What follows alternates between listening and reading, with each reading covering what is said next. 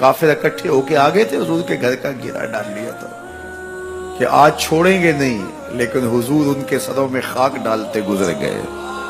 हिफाजत अल्लाह ने अपने महबूब की है। बल्कि हजरत अली मुर्तजा को बिस्तर पे लटाया, अली मेरे बिस्तर पे सो जाओ, अमानते दे के तुम भी सुबह आ जाना। हजरत अली भी सो गए, हुजूर की हिफाजत तो है ही है, हजरत अली भी सो गए। जब सुबह उठे तो उन्होंने देखा ये तो अली मुर्तजा है। अल्लाह अकबर, बड़े परेशान हुए कि हुजूर किधर गए। अच्छा, किसी ने हजरत अली से पूछा कि तुम्हें कैसे नींद आ गई? नंगी तलवारें लिए वो घर के इर्द गिर्द थे और आप चादर ओढ़े सोए थे हुजूर के मुगालते में, वो आपको भी तो नुकसान पहुंचा सकते थे। तो हजरत अली ने कहा, हुजूर ने कहा था अली मेरे बिस्तर पे सो जाओ, सुबह उठना, अमानते देना और मदीने आ जाना। मुझे यकीन था सोऊंगा भी, सुबह उठूंगा भी, अमानते भी दूंगा, मदीने भी पहुंचूंगा।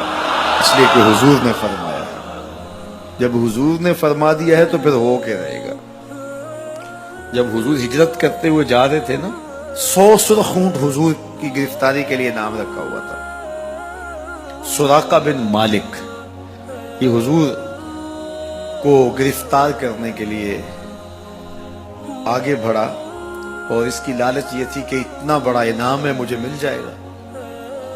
लेकिन इसकी सवारी घुटनों तक दनस जाती है, माजरत करता है, फिर इरादा बदलता है, फिर यही होता है। तीसरी मर्तबा भी जब ऐसा हुआ तो समझ गया कि ये तो मेरे बस का रोग नहीं है। अब उसे परेशानी हुई कि जो आज इस हालत के अंदर भी अल्लाह की इतनी ताईद के साए तले हैं, तो कल जब ये दोबारा पलटेंगे और मक्का इनके कब्जे में होगा तो फिर मेरे साथ न जाने क्या सलूक होगा।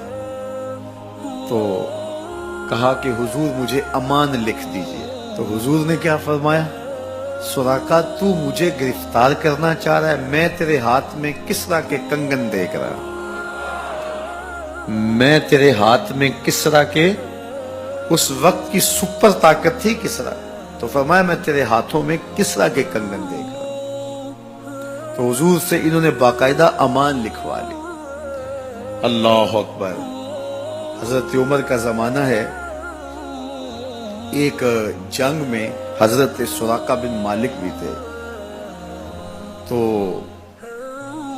काफिर किला बंद हो गए और ये जब उनके ऊपर हमलावर होते हैं तो वो अंदर से पत्थर फेंकते हैं, फसील उबूर नहीं की जाती। तो सुराका बिन मालिक कहने लगे कि मुझे आप मंजनीक में डाल करके इनके किले के अंदर फेंक दो और मैं अंदर से जाके दरवाजा खोल दूंगा, तो फिर तुम आ जाना। तो लोगों ने कहा सुराका क्या बोल रहे हो? वो बड़ी गलेल की तरह मंजनीक होती है, कहा उसमें डाल के तुझे फेंकेंगे, जब तू गिरेगा तेरी हड्डियां बाकी नहीं बचेंगी, फिर वो तलवारें लिए खड़े हैं, तुझे जिंदा छोड़ेंगे। तो हजरत सुराका ने कहा मुझे कुछ नहीं होगा, इसलिए कि हुजूर ने कहा था तेरे हाथों में किसरा के कंगन देख रहा हूं, अभी तक कंगन नहीं आए, जब तक कंगन नहीं आते मौत आ ही नहीं सकती है। ये यकीन था उनका, ये इज़ान था उनका। तो हुजूर की हिफाजत अल्लाह ने अपने ज़ुम्मे करम पे ली है। सवाल यह है कि बाकी भी अल्लाह के सच्चे नबी हैं, उनकी हिफाजत अल्लाह ने अपने ज़ुम्मे करम पे क्यों नहीं ली और हुजूर की हिफाजत अपने ज़ुम्मे करम पे क्यों ली?